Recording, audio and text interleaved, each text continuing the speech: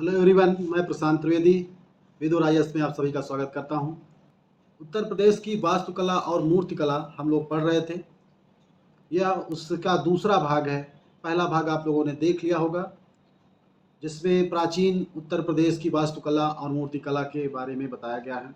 अगर आपने अभी नहीं देखा है तो उसको जाकर जरूर देख लीजिए, क्योंकि प्राचीन वास्तुकला बहुत महत्वपूर्ण है। अगर आपको आई तो फिर आप मेन से क्वेश्चन नहीं कर पाएंगे। ज़्यादा संभावना यही रहती है कि प्राचीन काल से जरूर पूछता है।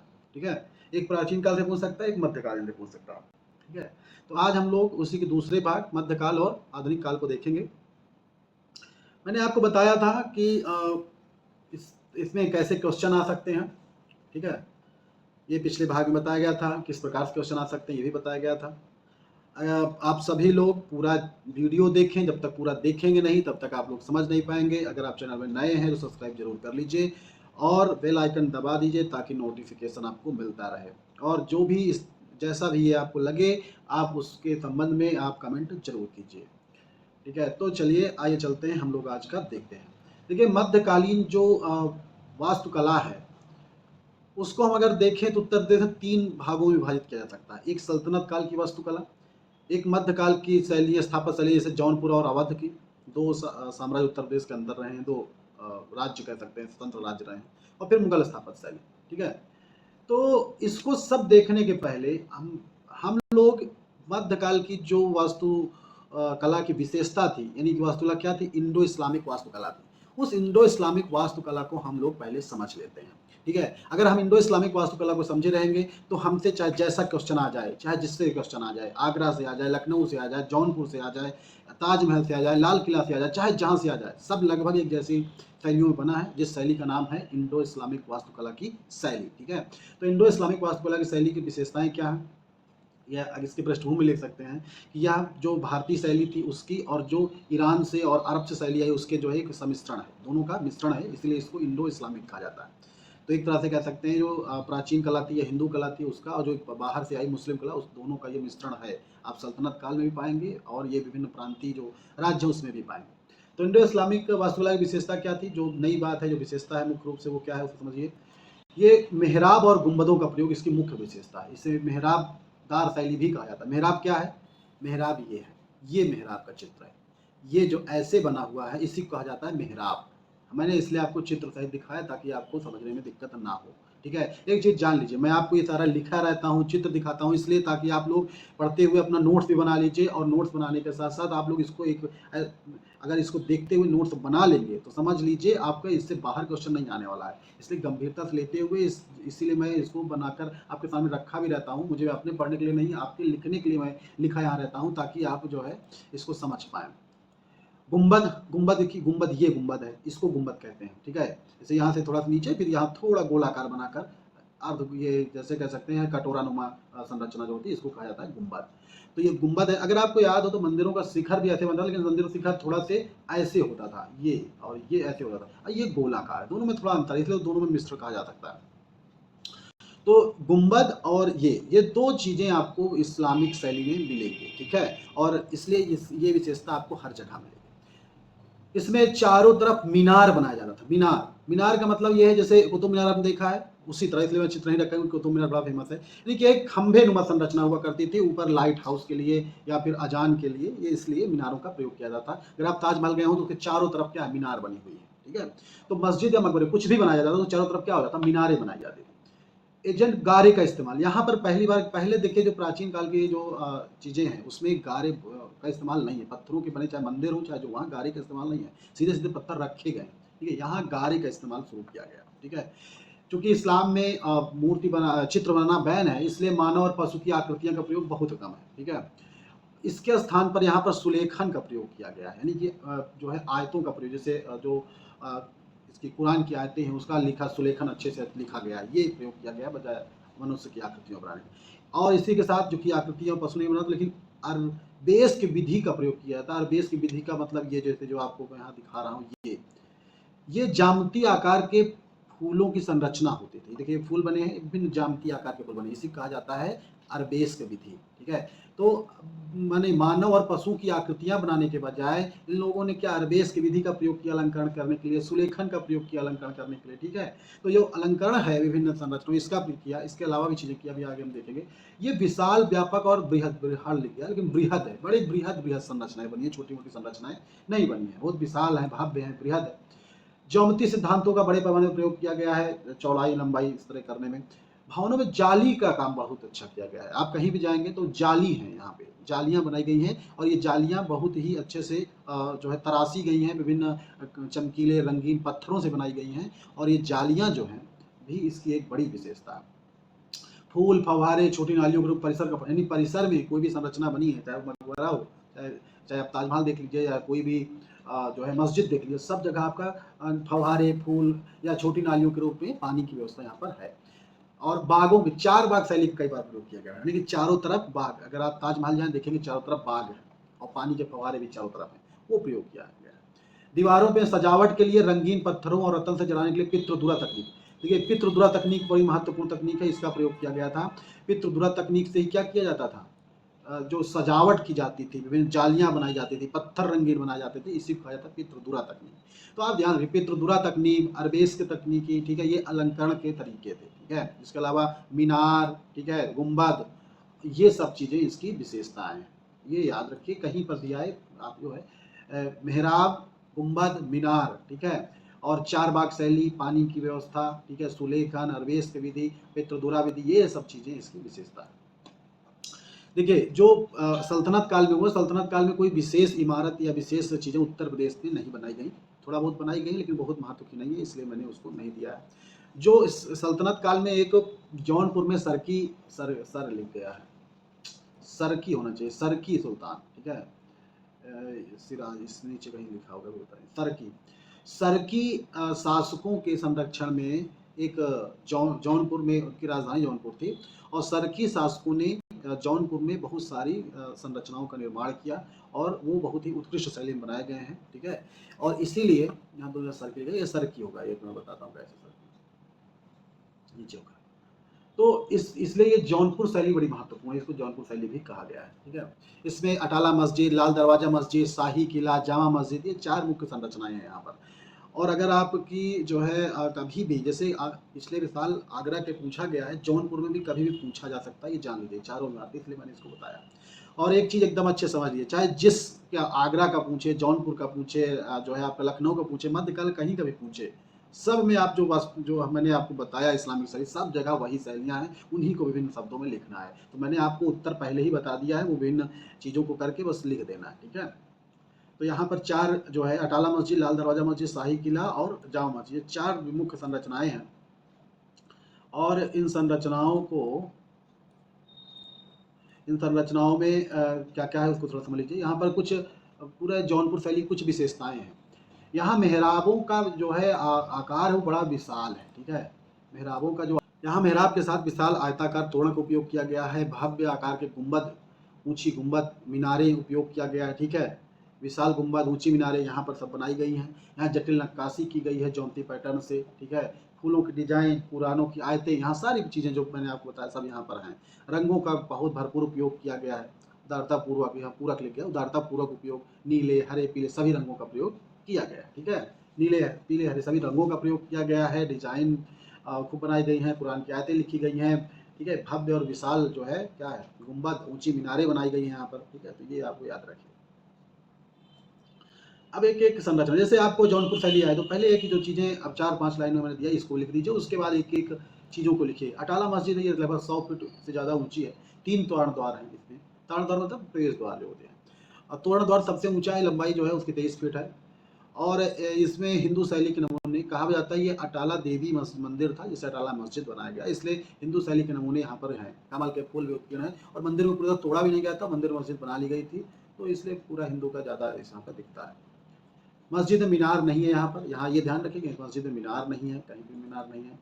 और मस्जिद की दीवारों पर नक्काशी की गई है, वास्तुकला यहाँ पर नक्काशी की गई है जगह जगह पर। ये समृद्ध संस्कृति विरासत का प्रतीक है, यानी कि सारी विशेषताएं वही, एक विशेषता जैसे मीनार नहीं है ये जान लीजिए, और सारी विशेषताएं वही लगी। ये देखिए सरकी ऐसे, सरकी सुल्तान निशानी है, ये मस्जिदों का एक मॉडल भी है, बहुत अच्छी मस्जिद बनाई गई है। फिर लाल दरवाज़ा मस्जिद है, ये एक छोटी मस्जिद है लेकिन हमें सुंदरता के लिए प्रसिद्ध है। ये 1450 में इब्राहिम साहब सर्की के पुत्र मोहम्मद साहब सर्की की पत्नी बीबी राजे ने बनाया था, ठीक है, बीबी राजे ने इसको बनवाया था। और ये बलाल बड़े पत्थर के बना हुई है, जटिल नक्काशी यहाँ पर भी है। मस्जिद में सुंदर मेहराब बने हुए हैं, मेहराबों पर भी जटिल नक्काशी बनी हुई है, ठीक है। मस्जिद में एक सुंदर गुंबद भी है, गुंबद भी जटिल नक्काशी बनी हुई है उसमें। और यहाँ पर बीबी राजे का मकबरा है, ठीक है। तो ये सब जान लीजिए, सारी चीज़ें वही हैं। आपको अगर एक बार पता चल जाए कि इंडो इस्लामिक की विशेषता क्या है, सारी चीज़ें वही हैं, उन्हीं को दोहराना है बस। ये हो गया, ठीक है। जामा मस्जिद जौनपुर की सबसे बड़ी मस्जिद है जो अपनी भव्यता के लिए प्रसिद्ध है। ये 1770 में सर्की जो अंतिम शासक हुसैन शाह थे उन्होंने इसको बनवाया था। ये जामा मस्जिद, ये अटाला मस्जिद की तरह बनी है ये भी। और ये संपूर्ण वास्तुकला 16 से 20 मीटर ऊंचाई बनाया गया है। प्रवेश द्वार पर 2 धनुषाकार स्तंभ बनाए गए हैं, ठीक है। ये इसका विशेष है, इसलिए इसको जान लीजिएगा, ठीक है। 2 धनुषाकार स्तंभ बनाए गए हैं, या फिर वो सर्किल लिख गया। वास्तुकला पर तुगलक शैली के विशिष्ट, यहाँ पर तुगलक शैली का प्रभाव है, लिख देंगे। सामान्य विशेषता है वही, इनके बारे में आप एक दो लाइन लिख देंगे, काम खत्म। ज़्यादा इसमें लिखने की नहीं है, ठीक है। 200 शब्द 150 शब्द में आएगा, पूरा कहाँ लिख पाएंगे उसको, इतना याद लिखने होता है। अब देखिए यहाँ पर मुगल कालीन वास्तुकला। मुगल कालीन वास्तुकला में चूंकि मुगल काल का मुख्य केंद्र देखा जाए उत्तर प्रदेश में तो आगरा था, तो इसलिए आगरा से क्वेश्चन भी आया 2023 में, और आगे भी क्वेश्चन आगरा से आएगा, ठीक है। तो आगरा शहर की स्थापना 1506 ईस्वी में सिकंदर लोदी ने की थी, ठीक है। और किस लिए की थी? ताकि जो है राजपूत की गतिविधियों में मेवात के इलाके में उनके विद्रोहों को रोका जा सके, इसलिए एक छावनी जैसा ये इलाका था। लेकिन अकबर ने क्या किया? अकबर ने इसको 1573 के आसपास 71 से लेकर 85 तक लगभग इसको राजधानी भी बना लिया, ठीक है। ये काफ़ी समय तक राजधानी भी रहा ये। और यहाँ अगर मुख्य जो इमारत है, ताजमहल, आगरा का किला, फतेहपुर सीकरी, बुलंद दरवाजा आदि यहाँ के मुख्य स्थल हैं जो पर्यटन की दृष्टि से महत्वपूर्ण है। वो लोग बहुत ज़्यादा आगरा जाते हैं घूमने, ठीक है। ये आगरा की इमारतें लिखना, ये लिखना भूल गया। इमारतें भव्य हैं जो मुगल साम्राज्य की शक्ति, समृद्धि और कलात्मक प्रतिभा का प्रतीक है, ठीक है। इमारतें भव्य हैं जो चूंकि अकबर ने बनवाया तो बड़ी भव्यता है इसमें। अगर लाल किला आगरा किला आप देखोगे तो बड़ा भव्य है किला वो। यहाँ की इमारतों में संगमरमर के बड़े पैमाने पर उपयोग किया गया, जैसे जो है यहाँ पर ताजमहल पूरा संगमरमर का ही बना है। इसके अलावा फतेहपुर सीकरी में भी संगमरमर की इमारतें हैं, ठीक है। यहाँ पर पूरा उपयोग किया गया है। यहाँ पच्चीकारी डिजाइन का प्रयोग किया, जिसमें विभिन्न रंगों के पत्थर, यानी कि जो पित्रधुरा टाइप है ना, पित्रधुरा वही, यानी कि विभिन्न रंगों के पत्थरों को, छोटे छोटे टुकड़ों को जोड़कर एक अच्छी डिजाइन बनाना। ये मैंने पहले ही बताया था, पच्चीकारी डिजाइन कहिए चाहे पित्रधुरा करिए, वो दोनों लगभग एक जैसी ही चीजें हैं। तो यहाँ पर ये प्रयोग काफी पैमाने पर किया गया। ताजमहल देखिए पूरा इंडो इस्लामिक शैली का एक संपूर्ण उदाहरण मान सकते हैं, ठीक है। तो उसी के आधार पर हम इसको देखते हैं। ताजमहल में क्या है? मुमताज महल की याद में 1632 से 1627 बीच शाहजहां ने बनवाया था। इसका याद रखिए कि इसका डिजाइन कौन था? उस्ताद अहमद लाहौरी था इसका डिजाइनकार, ठीक है। इसका डिजाइनकार उस्ताद अहमद लाहौरी था और श्वेत संगमरमर से निर्मित है। ये पित्रधुरा शैली का सुंदर उदाहरण है। पित्रधुरा शैली, यहाँ जाली का काम सर्वश्रेष्ठ है, यानी जो जाली बनाई जाती है वो बहुत अच्छी बनाई गई है। नक्काशियाँ बहुत अच्छी की गई हैं और ये यूनेस्को के विश्व धरोहर स्थल में शामिल है। आगरा की सारी इमारतें शामिल है। ताजमहल एक ऊंचे चबूतरे पर बनी संगमरमर की संरचना है, ठीक है। इसके मध्य में एक बल्ब मुख्य गुंबद है, बड़ा सा गुंबद है, ठीक है। 115 फीट ऊंचा है वो गुंबद, और जो रिक्त द्वार से भरा हुआ, ठीक है। इसके अलावा चारों ओर छोटे छोटे गुंबद बनाए गए हैं। आप अगर ताजमहल देखोगे जरूर देखे होंगे, चारों तरफ छोटे छोटे गुंबद बनाए गए हैं जो संगमरमर से इसको बनाया गया है। यहाँ भी जटिल नक्काशी है, ठीक है। यहाँ भी जटिल नक्काशी है। प्रत्येक कोने में 4 मीनार है और यह मीनार क्या है? एक संतुलित और सुंदर रूप देती है इन सबको, ठीक है। विभिन्न प्रकार के मेहराबों, जैसे नुकीले मेहराब, घुमावदार मेहराबों, सबका प्रयोग यहाँ पर किया गया है। इस इबारत को विशाल और भव्य रूप ये भी देते हैं, ठीक है। यानी कि मीनारें पर लगाई गई चारों तरफ, मुख्य मीनार है, फिर मेहराबों का प्रयोग किया गया है जो विशाल और भव्य है। ताजमहल सुंदर बगीचे से घिरा हुआ है जो शांत और सुखद वातावरण प्रदान करता है। ताजमहल चारों तरफ पानी की नहरें हैं जो भी शांत और सुखद माहौल प्रदान करता है, ठीक है। ताजमहल में जाली का काम बड़ा श्रेष्ठ किया गया है, ये आप जान रहे हैं, ठीक है। तो ये सब ताजमहल की आप विशेषताएं लिख सकते हैं। तो दूसरी इमारत यहाँ पर है आगरा का लाल किला, जो है किला, इसे 1565 से 1573 के मध्य जो है अकबर ने बनवाया था। ये लगभग 2.5 किलोमीटर के पैमाने पर फैला हुआ है, अर्धवृत्ताकार आकार का है, यमुना नदी के समानांतर है। अनेक भवन यहाँ पर हैं, जैसे शाही महल है, ठीक है, मस्जिदें हैं, तमाम चीज़ें इसमें। ये भी मुख्य स्थल है, ये विश्व धरोहर स्थल है। यहाँ पर जो मेन गेट है उसको अमर सिंह गेट कहते हैं। ये फिर प्रश्न आया है, अमर सिंह गेट ब्लैक पत्थर से बना हुआ है, ब्लॉक लिख गया, ब्लैक है, ब्लैक पत्थर, और जटिल नक्काशी यहाँ पर बनी हुई है, ठीक है। परिसर में दीवाने आम है, अगर आप गए होंगे देखे होंगे दीवाने आम, जहाँ पर राजा सब लोगों की बातें सुनता था, ठीक है। और दीवाने खास, जहाँ पर मंत्रियों के साथ वार्ताएं होती थी। मोती मस्जिद है जहाँ पर नमाज पढ़ता था राजा। और मोहम्मद बुर्ज है, ठीक है। यहाँ पर ये सब स्थिति इमारत है। फतेहपुर सीकरी 1571 में फतेहपुर सीकरी की स्थापना जो है आगरा शहर 40 किलोमीटर दूर अकबर ने की थी। ये भी यूनेस्को धरोहर स्थल है।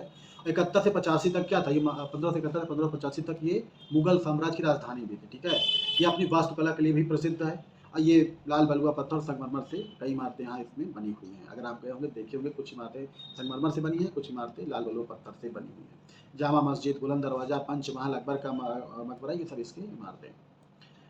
अकबर का मकबरा, बुलंद दरवाजा भी आप अलग लिख सकते हैं। बुलंद दरवाजा भी अकबर का मकबरा, अकबर स्वयं भी बना लिया था। अकबर का मकबरा आगरा में ही है। ये भी लाल बलुआ पत्थर का बना है, संगमरमर भी इसमें उपयोग किया गया है। और हिंदू और मुगल दोनों वास्तुशैली का अच्छा उदाहरण है ये। 4 भाग शैली है, फवारे हैं, नहर हैं, पेड़ हैं, इत्यादि सारे हैं। प्रवेश द्वार भव्य है, ये भाव लिख गया, भव्य है, जटिल नक्काशियां हैं, कुरान की आयतें लिखी गई हैं। यह मकबरा 5 मंजिला है और ऊपर से नीचे से ऊपर तक जाते थे, मंजिल छोटी होती जाती है। ठीक है, और कब्र सबसे नीचे, बोतल नहीं, नीचे के तल में, कब्र के सबसे निम्न तल में स्थित है। ठीक है, सबसे निम्न तल में स्थित है। नीचे का जो तल है सबसे निम्न तल में अकबर की कब्र स्थित है। इत्मुद्दौला का मकबरा, इत्मुद्दौला का मकबरा भी भारत का जो पूरी तरह से संगमरमर से बना पहला मकबरा है। ये नूरजहां के पिता मिर्जा गियास बेग की याद में बनवाया गया था। ये बहुत ही अच्छा इमारत है ये भी।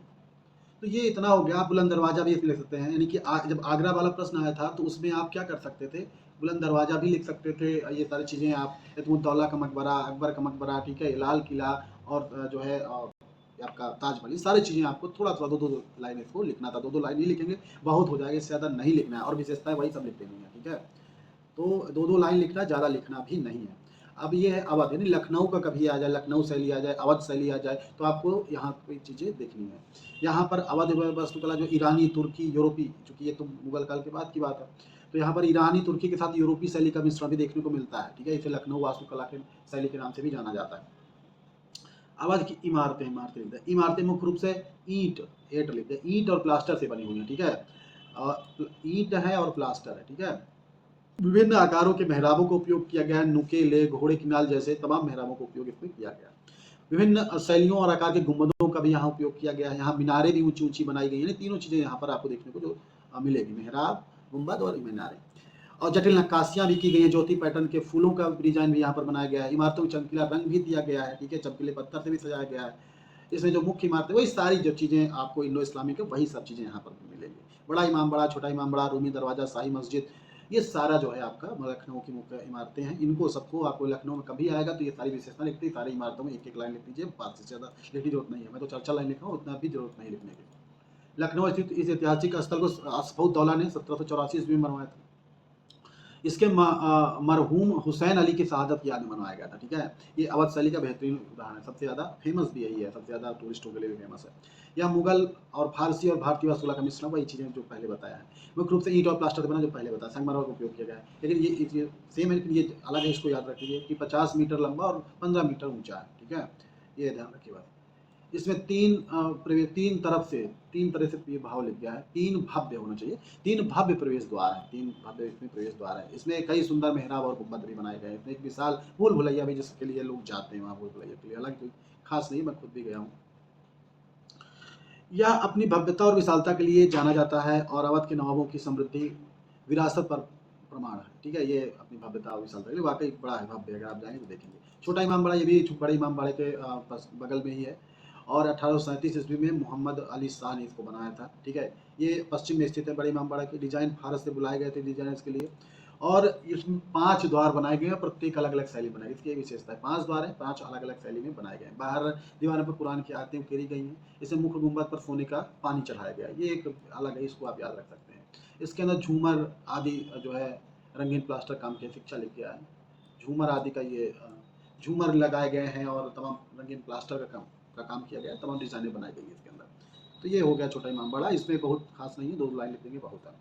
रूमी दरवाजा, इसको 1784 में असफुद्दौला ने बनवाया था। इसकी वास्तुकला उत्कृष्ट उदाहरण, वाकई बड़ा बेहतरीन दरवाजा है ये, बाबे हुमायूं के समान है। ये तुर्की के, ये प्रश्न आया था प्रीलिम्स में, कैसे है रूमी दरवाजा, बाबे हुमायूं, तुर्की के बाबे हुमायूं दरवाजे के समान ये है। ये लगभग 60 फीट ऊंचा है, 15 फीट चौड़ा है, 50 फीट चौड़ा है। ठीक है, ईंट और प्लास्टर से बना है, संगमरमर वाले पत्थर का उपयोग किया गया, सभी है। सुंदर नक्काशी चित्रों सजाया गया है, एकदम बेहतरीन सुंदर नक्काशी, वाकई बड़ी सुंदर नक्काशी की है। तो इतना सारा रहा आपका अवध का। यानी कि मुझे लगता है मध्यकाल से अगर आएंगे क्वेश्चन तो आगरा से आ चुका है, लखनऊ से आ सकता है, जौनपुर से आ सकता है। ठीक है। इसके अलावा मध्यकाल से और क्वेश्चन आने की संभावना थोड़ा कम है, हो सकता है इंडो इस्लामिक शैली से आ जाए, ठीक है, या फिर अलग से आ जाए, जैसे ताजमहल से अलग से आ सकता है, आगरा किला अलग से आ सकता है, ठीक है, अटाला मस्जिद अलग से आ सकती है, बड़ा इमाम बड़ा अलग से आ सकता है, जो भी अलग से भी है, तो विशेषताएं सारी वही चीज लिखनी है, बस एक आध विशेषता जो उसकी विशिष्टता है उसको जान लीजिए बस हो गई, ठीक है। तो प्रश्न जैसा भी है इतना ही सारा मटेरियल है, इसी को मटेरियल को आपको लिखना है। देखिए आंसर लिखना एक टेलर मेड काम होता है, हम कोई ये नहीं कह सकते कि हाँ सैंपल देते हुए जाकर आप रेडीमेड काम नहीं है कि आप ठीक है उसी को कर लिए, नहीं, ये एक टेलर मेड काम है। आपके पास पूरा मटेरियल रहेगा, आपको जैसे फिट बैठेगा वैसे आप बनाएंगे। देखिए औपनिवेशिक काल में उत्तर प्रदेश की जो वास्तुकलाएं थी, यानी आधुनिक काल की वस्तुएं, इसको आधुनिक काल भी कह सकते हैं, उसमें इलाहाबाद की पब्लिक लाइब्रेरी, इलाहाबाद में जो सेंट कैथेड्रल चर्च है, चारबाग रेलवे स्टेशन है, कानपुर सेंट्रल रेलवे स्टेशन है, लखनऊ का राजभवन है, ये सभी इमारतें हैं। लेकिन मेरा जहाँ तक अनुमान है इन सारी इमारतों से कभी प्रश्न नहीं आएगा। आधुनिक कला बहुत महत्वपूर्ण नहीं है, प्रश्न अभी तक आईएएस में भी कभी नहीं आया है और पीसीएस में भी कभी नहीं आया, इसलिए इन सबको बहुत ज़्यादा अच्छे से पढ़ने का विशेष महत्व नहीं है, इसलिए मैं उतना ही पढ़ा रहा हूँ जितना पढ़ने का महत्व। नहीं तो ऐसे किताबों सब लिखा है, आप जाकर पढ़ सकते हैं और आप पढ़ भी लीजिएगा अगर आपको नहीं है वो। लेकिन मुझे लगता है ये सबसे क्वेश्चन आना मुश्किल है, ठीक है, वही 2-3 शहरों से क्वेश्चन आएगा, यानी कि आगरा से आ चुका है, लखनऊ से, जौनपुर से आ सकता है, ठीक है। तो ये आपको वीडियो कैसा लगा जरूर बताइए, कमेंट करिए, अगर नए हैं तो जो है सब्सक्राइब करिए और अपने दोस्तों में सब जगह शेयर करिए ताकि और ज़्यादा से ज़्यादा लोगों तक पहुँच सके। धन्यवाद।